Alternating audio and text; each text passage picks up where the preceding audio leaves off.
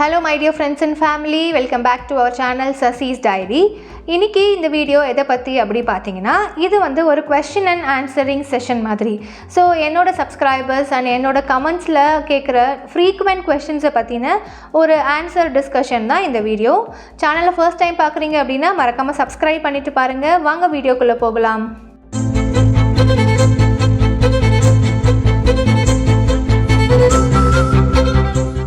First and foremost எனக்கு subscribe பண்ணியிருக்கா என்னோட சப்ஸ்கிரைபர்ஸ் அண்ட் கமெண்ட் பண்ணுற எல்லாருக்குமே வந்து ரொம்ப thanks lot of thanks. And இவ்வளோ பெரிய சப்போர்ட் வந்து ரியலி நான் எக்ஸ்பெக்ட் பண்ணவே இல்லை. அண்ட் நிறைய கமெண்ட்ஸில் நிறைய கொஷின்ஸ் கேட்குறீங்க. அப்படிப்பட்ட நிறைய கொஷின்ஸில் ரொம்ப ரிப்பீட்டடாக ஃப்ரீக்வெண்ட்டாக கேட்குற சில கொஷின்ஸை மட்டும் நான் ஒரு பிக் பண்ணி அதை பற்றின ஆன்சர் மாதிரியான டிஸ்கஷன் வீடியோ தான் இது. இந்த வீடியோ வந்து கண்டிப்பாக யூஸ்ஃபுல்லாக இருக்கும்னு நினைக்கிறேன். வீடியோவை ஸ்கிப் பண்ணாமல் பாருங்கள். ஃபர்ஸ்ட் கொஸ்டின் வந்து என்ன கேட்குறீங்க அப்படின்னா, where are you working sister? So நான் இப்போ எங்கே ஒர்க் பண்ணிகிட்ருக்கேன் அப்படின்னு நானுமே இதை கமெண்ட்ஸில் மென்ஷன் பண்ணியிருக்கேன். இருந்தாலும் இது நிறைய பேர் கேட்குறதுனால நான் இதை வந்து இந்த வீடியோவில் சொல்கிறேன். நான் வந்து இப்போ ஒர்க் பண்ணிருக்கிறது வந்து சவுதியில் ஹெயில் அப்படின்னு ஒரு சிட்டியில் ஒர்க் பண்ணிகிட்ருக்கேன். இனிஷியலாக எனக்கு நான் என்னோடய வீட்டில் இருக்கும் போது வீசாலாம் வந்திருக்கோம்ல, ஃபுல்லாக அப்பாயின்மெண்ட் ஆர்டர் அந்த ஆஃபர் லெட்டர்லாம் வரும்போது கார்டியாக் ஸ்பெஷாலிட்டி ஹாஸ்பிட்டலில் ஒர்க் பண்ண போகிறேன் அப்படின்னு சொல்லி தான் எனக்கு வந்து அப்பாயின்மெண்ட் லெட்டரில் ஃபிக்ஸ் பண்ணி கொடுத்துருந்தாங்க. ஸோ அதுக்கப்புறம் நான் இங்கே வந்ததுக்கப்புறம் இங்கே ஹெயில் வந்து ரீச் ஆனதுக்கப்புறம் ஃபர்ஸ்ட் 2 days வந்து ஒரு ஒர்க் ப்ராசஸிங்காக ஒரு டெம்பரவரி ஒரு ஹவுசிங் ஸ்டேயில் என்னை ஸ்டே பண்ணி வச்சுருந்தாங்க. அதுக்கப்புறம் சில ஃபார்மாலிட்டிஸ் அண்ட் வெரிஃபிகேஷன்ஸ் எல்லாம் முடிச்சதுக்கப்புறம் actually I am not experienced in cardiac. எனக்கு கார்டியாக் பற்றி ஒர்க் எக்ஸ்பீரியன்ஸ் கிடையாது. நம்ம ஜஸ்ட் படித்ததோடு சரி. அண்ட் எனக்கு வந்து மெடிக்கல் சர்ஜிக்கல் ரிலேட்டடான எக்ஸ்பீரியன்ஸ் தான். பட் இவங்க வந்து எனக்கு எம்ஓஹெச்சில் ஆஃபர் பண்ணது வந்து கார்டியாக் சென்டரில். அண்ட் நான் அக்செப்டும் பண்ணிக்கிட்டேன். அண்ட் நான் வீட்டில் இங்கே வர்றதுக்கு முன்னாடி கொஞ்ச நாள் வந்து நான் கார்டியோவாஸ்குலர் சிஸ்டம் எல்லாம் படிச்சுட்டுலாம் இருந்தேன். பிகாஸ் வந்து ரொம்ப நாள் ஆகிடுச்சு கார்டியாக்லாம் படித்து practical experience hands of experience இல்லை அப்படிங்கிறதுக்காக நான் கொஞ்சம் லைட்டாக ப்ரிப்பரேஷன்லாம் பண்ணி வச்சுருந்தேன். ரிகார்டிங் ஹார்ட் எல்லாமே சில பேசிக்கான நாலேஜ் வேணுமே. அங்கே போய் ஏதாவது கொஷின்ஸ் கேட்டாங்கன்னா அதுக்கு என்ன ஆன்சர் பண்ண தெரியணுமேன்றதுக்காக நான் சிலதெல்லாம் படிச்சுட்டு இருந்தேன். இங்கே வந்ததுக்கப்புறம் ஒரு 2 days லேட்டர் வந்து என்ன சொன்னாங்கன்னா, நீங்கள் வந்து கார்டியாக் ஹாஸ்பிட்டலில் ஒர்க் பண்ண போகிறதில்ல, we are transferring you to primary health centre அப்படின்னு சொல்லி சொன்னாங்க.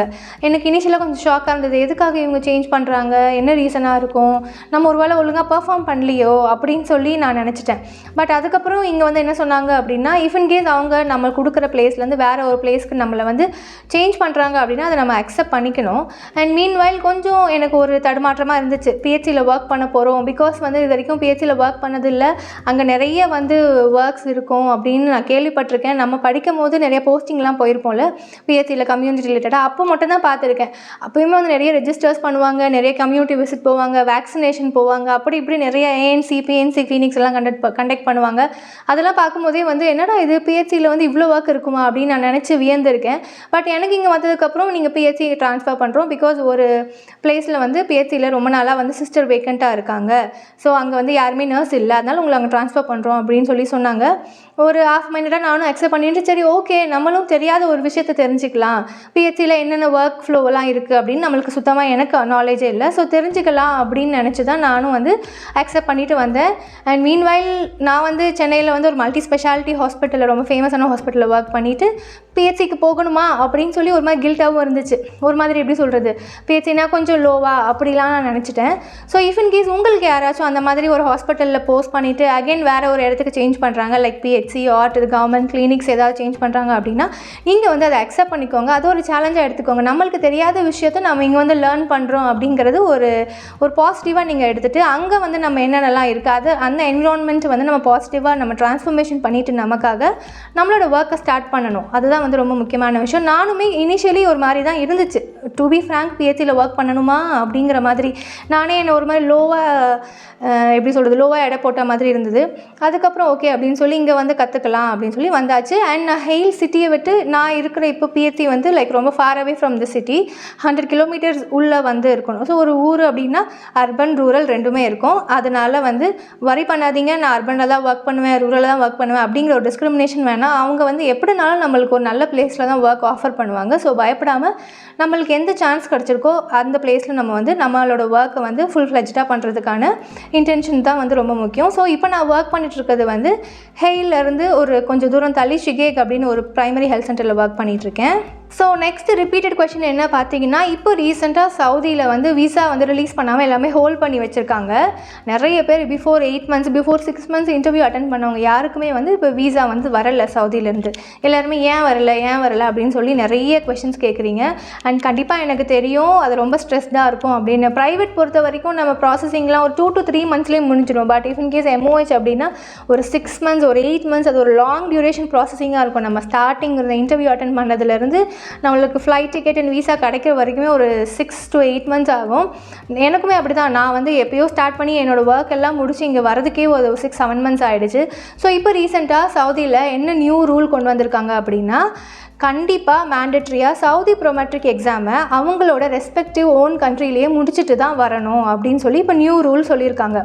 பிஃபோர் சவுதிக்கு வந்து எப்படின்னா, பிஃபோர்லாம் வந்து அப்படி தான் இருந்துச்சு. எக்ஸாம் முடித்தாதான் நம்ம இங்கே வந்து ஒர்க் பண்ண முடியும் அப்படின்னு இருந்துச்சு. அதுக்கப்புறம் கொஞ்சம் இயர்ஸ் வந்து எனக்கு பர்டிகுலராக இத்தனை இயர்ஸ் அப்படின்னு தெரியல.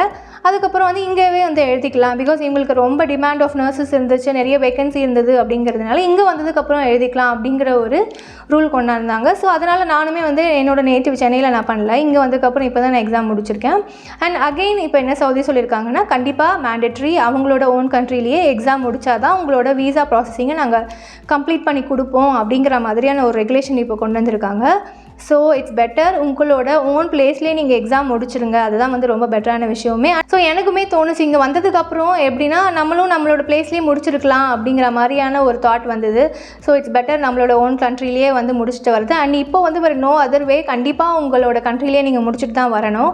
ஸோ அதனால ரீசனாக இருக்கலாம், மேபி அதனால தான் ஹோல்ட் பண்ணியிருக்காங்களோ என்னமோ. பிஃபோர் வந்து என்ன சொன்னாங்கன்னா, லாஸ்ட் மந்தில் வந்து இங்கே மந்த் ஆஃப் ரம்ஜான்.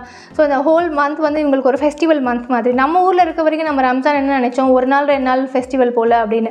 பட் இங்கே வந்ததுக்கப்புறம் தான் தெரிஞ்சுது ரமதான் அப்படிங்கிறது ஒரு whole month, 1 month, January February அப்படி மாதிரி. அரபியில் சவுதியில் வந்து ரமதான் அப்படிங்கிறது ஒரு ஃபுல் மந்த். அந்த 30 days it's like festival for them, fasting இருப்பாங்க. ஸோ அதனால வந்து விசா ஹோல்ட் பண்ணுறாங்க அப்படிங்கிற மாதிரி சில ரூமர்ஸ் போயிட்டு இருந்துச்சு. அதுக்கப்புறம் ஈத் அப்படின்னு சொல்லி வந்து அது ஒரு 5 days.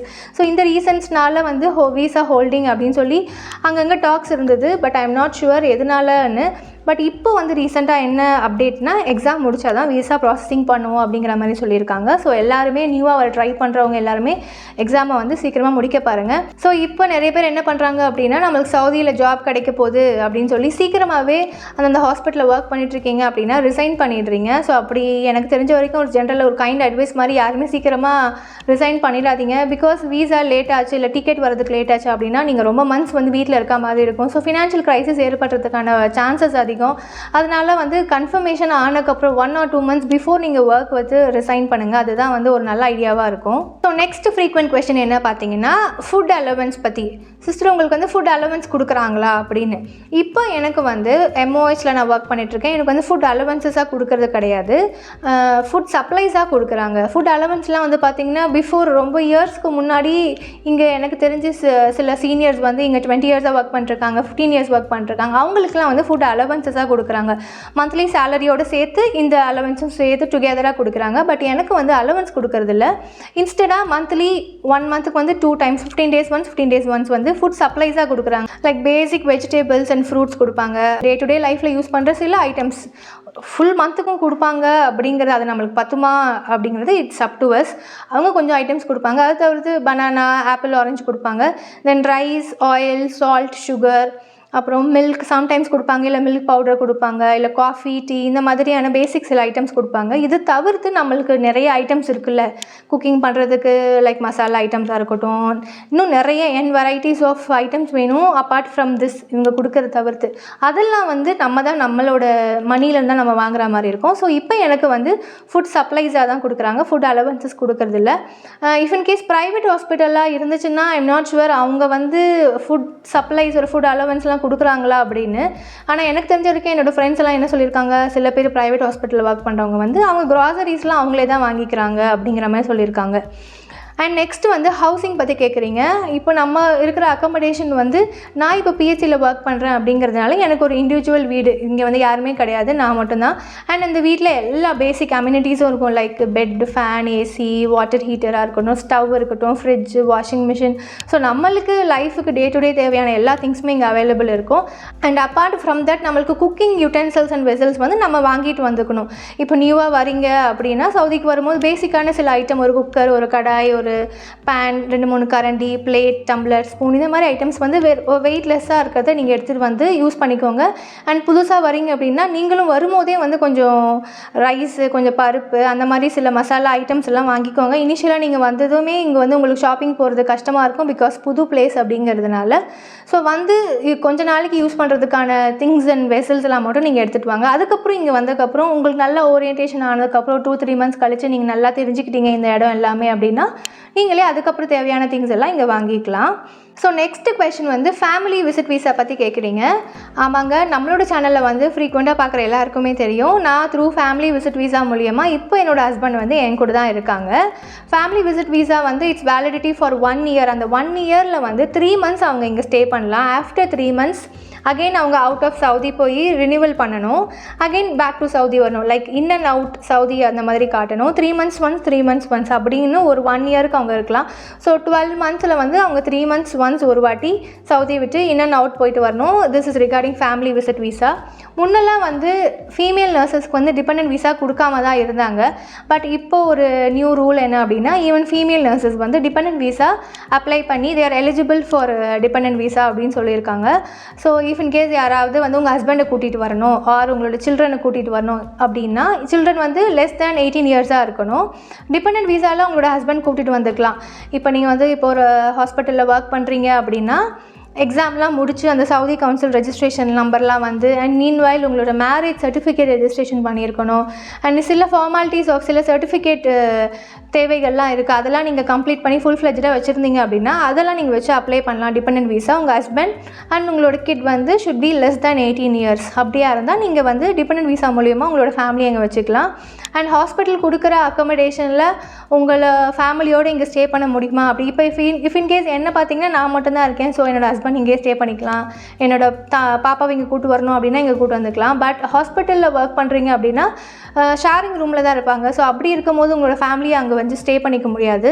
ஸோ நீங்கள் உங்கள் ஃபேமிலியோடு இருக்கணும் அப்படின்னா நீங்கள் வெளியில் தனியாக ரெண்ட் ஹவுஸ் மாதிரி எடுத்துக்கலாம். அண்ட் நீங்கள் அந்த ஹவுசிங் அலவன்ஸை நீங்கள் அப்ளை பண்ணணும். இந்த மாதிரி நான் ஹஸ்பண்ட் இருக்காங்க, நான் வந்து தனியாக ஸ்டே பண்ணணும், ஸோ அதுக்கான அலவன்ஸஸை நீங்கள் கொடுங்க அப்படின்னு சொல்லி நம்ம அப்ளை பண்ணி அது வாங்கணும். ஸோ டிபெண்டன்ட் வீசா அப்படின்னா இந்த மாதிரி ஃபேமிலி விசிட் வீசானா 3 மந்த்ஸ் ஒன்ஸ் இருந்துட்டு அதுக்கப்புறம் நம்ம இந்தியா போயிட்டு வரணுன்னாலும் வந்துக்கலாம். அண்ட் அந்த அட் ஸ்ட்ரெச் 1 இயரே இங்கே இருக்கணும் அப்படின்னு கிடையாது. இப்போது இங்கே வராங்க 3 மந்த்ஸ் இங்கே ஸ்டே பண்ணுறாங்க, அப்புறம் போயிட்டு 2-3 மந்த்ஸ் லேட்டர் திருப்பி வராங்க அப்படின்னா வித்தின் 1 இயரில் மல்டிபிள் ரீஎன்ட்ரி வச்சுக்கலாம். அதுக்கப்புறம் என்னோடய ஏஜென்சி பற்றி கேட்குறீங்க. ஏஜென்சி வந்து பார்த்திங்கன்னா ஆக்சுவலி அவங்கக்கிட்ட பெர்மிஷன் கேட்டுட்டு தான் நான் அவங்களோட நம்பர்ஸை வந்து நான் ரிவீல் பண்ணுறேன். அண்ட் இது வந்து ஒரு பெய்டு ப்ரொமோஷன், நீங்கள் அந்த ஏஜென்சியில் கம்பல்சரியாக பார்க்கணும் அப்படின்லாம் கிடையாது. இது வந்து பெய்ட் ப்ரொமோஷனும் கிடையாது. நிறைய கமெண்ட்ஸில் வந்து உங்கள் ஏஜென்சி எங்கே இருக்குன்னு சொல்லுங்கள், அப்போ நாங்கள் காண்டாக்ட் பண்ணணும் அப்படின்னு சொல்லி கேட்குறதுனால அவங்கக்கிட்ட பெர்மிஷன் வாங்கிட்டு நான் சொல்கிறேன். என்னோடய ஏஜென்சி வந்து டெல்லியில் இருக்குது, மெர்க்ரான் மேன் பவர் சொல்யூஷன் அப்படின்னு சொல்லி. அவங்க வந்து இட்ஸ் ரொம்ப ட்ரஸ்ட்வர்த்தியான ஏஜென்சி தான், ரொம்ப ஃப்ரெண்ட்லி, எல்லாமே வந்து சூப்பராக ஹெல்ப் பண்ணி கொடுத்தாங்க. ஸோ அந்த ஏஜென்சியோட நம்பரை நான் உங்களுக்கு கீழே டிஸ்பிளேயில் கொடுக்குறேன் அண்ட் வந்து டிஸ்கிரிப்ஷன்லேயும் கொடுக்குறேன். இஃப் இன்கேஸ் உங்களுக்கு தேவை அப்படின்னா நீங்கள் அவங்களை காண்டாக்ட் பண்ணி பார்க்கலாம். தென் இன்னும் சில பேர் கேட்டிருந்தீங்க, எங்களுக்கு வந்து இங்கிலீஷ் ஃப்ளூவன்சி அவ்வளோவா எங்களுக்கு இல்லை, பட் ஆனால் சவுதியில் வந்து ஒர்க் பண்ணலாமா, அது ரொம்ப வந்து ஒரு தடங்கலாக இருக்குமா, இங்கிலீஷ் பேச தெரியல அப்படிங்கிறது ஒரு கமெண்ட்டில் வந்து அதுவுமே வந்து ஃப்ரீக்வெண்ட்டாக கேட்டிருந்தீங்க. இங்கிலீஷ் பேச தெரியணும், ரொம்ப ஃப்ளூவன்சியாக இருந்தால் தான் சவுதியில் ஒர்க் பண்ண முடியும் அப்படிங்கிறது ஒரு மேண்டட்ரியே இல்லாத விஷயம். சவுதி அப்படின்னு பார்த்தீங்கன்னா நிறைய சிட்டிஸ் இருக்குது. அதில் வந்து ரொம்ப முக்கியமான சிட்டிஸ் லைக் ரியாத், தமாம், ஜெத்தா அந்த மாதிரி பிளேசஸில் வந்து நிறைய பேர் வந்து இங்கிலீஷ் பேசுகிறாங்க. பட் மேக்ஸிமம் வந்து இங்கே எல்லாமே அரப் ஸ்பீக்கிங் பீப்புள் தான் மோஸ்ட்லி. இப்போ நான் இருக்க பிளேஸில் வந்து பார்த்திங்கன்னா அவங்களுக்கு யாருமே டு பி ஃப்ராங்க் அவங்க யாருக்குமே இங்கிலீஷே தெரியாது. ஸோ நம்மளுக்கு இங்கிலீஷ் தெரியுது தெரியல அதெல்லாம் வந்து மைண்ட்லேயே வச்சுக்கவே வேண்டாம். இங்கிலீஷ் தெரியலனா சவுதியில் ஒர்க் பண்ண முடியாது அப்படிங்கிறதே ஒன்று கிடையவே கிடையாது அப்படிங்கிறது நான் இங்கே வந்து தெரிஞ்சுக்கிட்டேன். பிகாஸ் இங்கே இருக்கவங்களுக்கு யாருக்குமே இங்கிலீஷ் பேசவே தெரியல. ஸோ மேண்டட்ரி வந்து என்னென்னா அரபி தான் நம்ம கற்றுக்கணும். போனோம். அதனால் அரபியும் தெரியல அப்படிங்கிறது ஒரு பெரிய விஷயம் கிடையாது. பிகாஸ் நம்ம ஊரில் நம்ம அரபி பேச போகிறதில்ல. அதனால் இங்கே வந்து நம்ம கற்றுக்கலாம், பொறுமையாக கற்றுக்கலாம். அண்ட் ஈவன் இங்கே இருக்கிற மக்கள் வந்து நம்மளுக்கு அரபி தெரியல அப்படின்னாலுமே வந்து யாருமே நம்மக்கிட்ட கோவப்படுறதோ ஹார்ஷ் பிஹேவியரும் கிடையாது. நம்மளை சாஃப்டாக பொலைட்டாகவே பேசுகிறாங்க. அண்ட் நான் இப்போ ஒரு 6 months ஆகிடுச்சு. இப்போ கொஞ்சம் கொஞ்சமாக எனக்கு மெடிக்கல் ரிலேட்டட் டேர்ம்ஸ் ஆஃப் அதெல்லாமே அரபியில் கொஞ்சம் கொஞ்சம் கற்றுக்கிட்டேன். சென்டென்ஸ் லைக் ரொம்ப பெரிய பிக் சென்டென்ஸ்லாம் மேக் பண்ண தெரியாது. சும்மா அங்கங்கே வேர்ட்ஸ் பேசுவேன். ரொம்ப கனெக்டிவாகலாம் எனக்கு பேச தெரியாது. அண்ட் இங்கே இருக்க பீப்புளும் வந்து என்னை அக்செப்ட் பண்ணிக்கிட்டாங்க. எனக்கு எப்படி அரபி பேசினா எனக்கு புரியுமோ அது மாதிரி அவங்க ரொம்ப சிம்பிளான வேர்டை யூஸ் பண்ணி ரெகுலராக என்னென்ன வேர்ட்ஸ் யூஸ் பண்ணுவோமோ அதை மாதிரி அவங்க எனக்கு ஏற்ற மாதிரி மாறிக்கிட்டாங்க. ஸோ இப்படி பேசினா தான் என் சிஸ்டருக்கு புரியும், அவங்களுக்கு அரபி தெரியாது அப்படிங்கிறதுனால அவங்க வந்து எனக்காக மாதிரி ரொம்ப ஈஸியாக அப்படி பேசுகிற மாதிரி மாறிட்டாங்க. ஸோ இங்கிலீஷ் தெரிஞ்சால் தான் சவுதியில் ஒர்க் பண்ண முடியும் அப்படிங்கிறது தாட் யாருக்குமே வேணாம். அண்ட் பயப்படவும் வேணாம் இங்கிலீஷ் தெரியலையே அப்படின்னு. இங்கே வந்ததுக்கப்புறம் டேஸ் பாஸ் ஆன், மந்த் போக போக நீங்களுமே வந்து அரபி லேர்ன் பண்ணிப்பீங்க. அதுக்கப்புறம் ஒருத்தவங்க கேட்டிருந்தாங்க, இந்த மாதிரி சிஸ்டர் வந்து ஹாஸ்பிட்டலில் ஒர்க் பண்ணுறது பெஸ்ட்டா இல்லை கிளினிக்கா இல்லை பிஹெச்சியா, எது வந்து பெஸ்ட் ஏரியா டு ஒர்க் அப்படின்னு சொல்லி கேட்டிருக்காங்க. நம்ம ஊரில் எப்படி இருக்குமோ ஹாஸ்பிட்டல் எப்படி இருக்கும், கிளினிக் எப்படி இருக்கும், அதே மாதிரி தான் இங்கே ஒர்க் பண்ணால் நல்லாயிருக்கும், இதுதான் ரொம்ப பெஸ்ட்டு அப்படின்னு சொல்லி எதுவுமே ப்ரெடிக்ட் பண்ண முடியாது. அந்தந்த ஈச் டைப் ஆஃப் ஆர்கனைசேஷன், ஹாஸ்பிட்டல்னால் அது ஒரு டைப் ஆஃப் ஒர்க் ஃப்ளோ இருக்கும், கிளினிக்னால் அது ஒரு டைப் ஆஃப் இருக்கும். ஸோ எல்லாருக்குமே தெரியும் ஹாஸ்பிட்டல்னால் வந்து ஷிஃப்ட்ஸ் இருக்கும், எல்லா டிபார்ட்மெண்ட்ஸும் இருக்கும். ஸோ ஒவ்வொருத்தவங்க ஒவ்வொரு ஏரியாவில் போஸ்ட் ஆகிருப்போம். மெடிக்கல் சர்ஜிக்கல் வார்டாக இருக்கலாம், இல்லை ஓபிஜி, டயாலிசிஸ், ஓடி, ஐசியூ, இந்த மாதிரி வேரியஸ் நம்பர்ஸ் ஆஃப் டிபார்ட்மெண்ட்டில் அவங்கவுங்களுக்கான எக்ஸ்பீரியன்ஸ்க்கு ஏற்ற மாதிரி அவங்கவுங்க நம்ம ஒர்க் பண்ணுவோம். ஸோ வந்து எப்படி சொல்கிறது, லைக் ஹாஸ்பிட்டல் தான் பெஸ்ட்டு, அங்கே ஒர்க் பண்ணால் தான் நாலேஜ் நம்ம கெயின் பண்ண முடியும், ரொம்ப எக்ஸ்பீரியன்ஸ்டாகவும் ரொம்ப ப்ராக்டிக்கல் நாலேஜ் கிடைக்கும் அப்படின்னு கிடையாது. அண்ட் இங்கே கிளினிக்கில் ஒர்க் பண்ணுற நர்சஸ்லாம் வந்து இன்டர்வியூவில் நல்லா பெர்ஃபார்ம் பண்ணாதவங்களெல்லாம் கிளினிக்கில் போடுவாங்க அப்படின்னு கிடையாது. கிளினிக்கில் ஒர்க் பண்ணுறவங்களுக்கு அந்தளவுக்கு நாலேஜ் வந்து ரொம்ப சஃபிஷியண்ட்டாக நாலேஜ் இல்லாதவங்க தான் கிளினிக்கில் ஒர்க் பண்ணுவாங்க அப்படின்னும் கிடையாது. ஸோ கிளினிக் பொறுத்த வரைக்கும் எல்லாருக்குமே தெரியும் அங்கே வந்து என்ன டைப் ஆஃப் பேஷண்ட்ஸ் வருவாங்க. லைக் ஜென்ரல் ஃபீவர் வருவாங்க, இல்லை ஒரு ஊன் ட்ரெஸ்ஸிங், அந்த மாதிரி ரொம்ப சிவியர் கேசஸ் வர மாட்டாங்க. எப்போயாவது ரேராக தான் வந்து லைக் செஸ்ட் பெயின் அந்த மாதிரி ஒரு ஹெவி ஒரு எமர்ஜென்சி சுச்சுவேஷனில் வருவாங்க. அண்ட் அவங்க வந்து கிளினிக் ஒரு பிஹெச்சி வரும்போது கண்டிப்பாக அவங்கள ஹாஸ்பிட்டலுக்கு ரெஃபர் பண்ணிடுவோம். ஸோ இதுதான் பெஸ்ட்டு, அதுதான் பெஸ்ட்டு அப்படின்னு சொல்லி நம்ம எப்பவுமே வந்து ப்ரிடிக்ட் பண்ணி வச்சுக்கக்கூடாது. நம்ம வந்து ஹாஸ்பிட்டலில் தான் நான் ஒர்க் பண்ணுவேன், இஃப் இன் கேஸ் வந்து நான் கிளினிக்கில் போட்டு கொடுத்துருக்காங்க, எனக்கு பிஹெச்சியில் கொடுத்துருக்காங்க, நான் ஒர்க் பண்ண மாட்டேன் அப்படின்னு நினைக்கக்கூடாது. நம்மளுக்கு இங்கே எந்த ஏரியா ஆஃப் ஒர்க் கொடுக்குறாங்களோ அதுக்கேற்ற மாதிரி நம்மளை அடாப்ட் பண்ணிவிட்டு சேஞ்ச் பண்ணிவிட்டு அங்கே இருக்கிற பெஸ்ட்டு எதுன்னு நம்ம அதை கிராஸ்ப் பண்ணிவிட்டு அதில் வந்து நம்ம நாலேஜை வந்து பில்ட் பண்ணுறதுக்கு ட்ரை பண்ணணும். ஸோ இஃப் இன் கேஸ் ஒரு நர்ஸ் வந்து பீடியாட்ரிக் டிபார்ட்மெண்ட்டில் சவுதியில் ஒரு ஹாஸ்பிட்டலில் ஒரு 1 year ஒர்க் பண்ணிருக்கீங்க அப்படின்னா அவங்க due to some regulations or changes வந்து இருக்கும்போது உங்களை அந்த பீடியாட்ரிக் நர்ஸை வந்து கொண்டு வந்து ஒரு ஜீரியாட்ரிக் ஒரு மெடிக்கல் சர்ஜிக்கல் அடல்ட் பேஷண்ட்ஸை ஹேண்டில் பண்ணுற மாதிரியான சிச்சுவேஷன் வந்துச்சுன்னா அதுவும் அக்செப்ட் பண்ணிக்கணும் நம்ம. பிகாஸ் வந்து பீடியாட்ரிக் தான் நான் பார்ப்பேன், எனக்கு அது மட்டும் தான் தெரியும் அப்படின்னு சொல்லி ஒரே ஒரு இதில் மட்டும் ஃபோக்கஸ் பண்ணாமல் நம்மளோட நாலேஜை வைட் பண்ணிக்கணும் அப்படிங்கிறதுக்காக பீடியாட்ரிக்கில் ஒர்க் பண்ண நர்ஸ் மேபி ஒரு ஸ்டாஃப் வந்து 2 months ஆஃப் வெக்கேஷனில் போயிருக்கலாம். அப்போ அங்கே வந்து ஸ்டாஃப் தேவை அப்படின்னா பீடியாட்ரிக் வார்டில் அதிகமான நர்சஸ் இருந்தாங்கன்னா ஒரு 2 or 3 months இந்த மாதிரி ஷஃபலிங் எல்லாம் எல்லா ஹாஸ்பிட்டலுமே நடக்கிறது தான். ஈவன் நம்ம ஊர்லேயும் அப்படி தான். ஸ்டாஃப் எங்கேயா ஷார்ட்டேஜ் இருந்துச்சுன்னா நம்ம வந்து ஷஃபில் பண்ணுறது, அந்த ரொட்டேஷனில் போடுறது, இது எல்லாமே வந்து காமனாக நடக்கிறது தான். ஸோ அப்படி யாராவது உங்களை இன் கேஸ் அப்படி சேஞ்ச் பண்ணி போட்டாங்கன்னா அதையுமே வந்து நீங்கள் வந்து ஒரு மோட்டிவாக எடுத்துகிட்டு அங்கே போய் உங்களால் என்ன லேர்ன் பண்ணிக்க முடியும் புதுசாக அப்படிங்கிறத பார்த்து நீங்கள் வந்து லேர்ன் பண்ணிக்க ட்ரை பண்ணுங்கள். இல்லை நான் போக மாட்டேன், நான் ஒரே டிபார்ட்மெண்ட்டில் தான் ஒர்க் பண்ணுவேன் அப்படின்னு வந்து எப்பயுமே ஒரே சிங்கிள் ஃபோக்கஸ்டாக இருக்காதீங்க. எல்லாமே நம்ம தெரிஞ்சுக்கிட்டால் நம்மளுக்கு தான் நல்லது. ஸோ அதனால் வேரியஸ் நாலேஜ் கெயின் பண்ணிக்கிறது ரொம்பவே நல்லது. அண்ட் இன்னொரு கொஷின் வந்து என்ன பார்த்தீங்கன்னா, சவுதி வரதுக்கு முன்னாடி இந்த மெடிக்கல் செக்கப், இந்த கேம்கா செக்கப் இருக்குது அப்படிங்கிறது எல்லாருக்குமே தெரியும். அதில் வந்து இஃப் இன்கேஸ் வந்து எக்ஸ்ரேயில் ஏதோ ஒரு ப்ராப்ளம்னால நீங்கள் வந்து செலக்ட் ஆகலை அப்படின்னா நீங்கள் என்ன பண்ணணும் அப்படின்னு சொல்லி கேட்குறீங்க. ஆமாங்க, இஃப் இன்கேஸ் ஏதாவது ஒரு இன்ஃபெக்ஷன் ட்ரேசஸ் இல்லைனா ப்ரீவியஸாக உங்களுக்கு எப்பயோ கோவிட் வந்திருக்கலாம், அந்த ட்ரேசஸ் வந்து ஏதோ ஒரு லங்ஸில் ஏதோ ஒரு டிஃபெக்ட் அவங்க வந்து ஐடென்டிஃபை பண்ணிட்டாங்க அப்படின்னா உங்களை கண்டிப்பாக செலக்ட் பண்ண மாட்டாங்க. அண்ட் அவங்க வந்து சில டியூரேஷன்ஸ் கொடுப்பாங்க. லைக் 1 or 2 months கழிச்சு அகைன் நீங்கள் மெடிக்கல் செக்அப் பண்ணுங்கள். அப்போ அந்த எக்ஸ்ரேயில் வந்து அந்த இன்ஃபெக்ஷன் வந்ததுக்கான ட்ரேசஸ் எதுவுமே இல்லைன்னா உங்களை கண்டிப்பாக அக்செப்ட் பண்ணிப்பாங்க. அண்ட் சில கேண்டிடேட்ஸ் வந்து இஃப் இன்கேஸ் நாங்கள் டயபெட்டிக்காக இருக்கோம், நாங்கள் வந்து தைராய்டு இருக்குது, நாங்கள் ரெகுலராக மெடிசன் எடுத்துகிட்ருக்கோம், ஸோ எங்களெல்லாம் அக்செப்ட் பண்ணுவாங்களா அப்படின்னு சொல்லி கேட்குறீங்க. அண்ட் நீங்கள் வந்து மெடிக்கல் செக்கப்பில் அது எல்லாமே நீங்கள் உங்ககிட்ட சொல்லி தான் ஆகணும். இந்த மாதிரி நீங்கள் தைராய்டு மெடிசன் எடுக்கிறீங்க, யூஆர் டயபெட்டிக் அப்படிங்கிறத சொல்லி தான் ஆகணும். பட் இந்த ஒரு மெயின் ரீசனாக வச்சு ரொம்ப ரிஜெக்ட்லாம் பண்ணிட மாட்டாங்க. பட் அவங்க உங்களுக்கு அட்வைஸ் பண்ணுவாங்க, இந்த மாதிரி தைராய்டு இருக்குன்னா நீங்கள் வந்து ரெகுலராக டேப்லெட்ஸ் கண்டினியூ பண்ணணும் அப்படின்னு சொல்லி அட்வைஸ் பண்ணுவாங்களே தவிர உங்களை வந்து இந்த ஒரு ரீசனுக்காக ரிஜெக்ட் பண்ணிட மாட்டாங்க கண்டிப்பாக. ஸோ அதுவும் பயப்பட வேணாம்.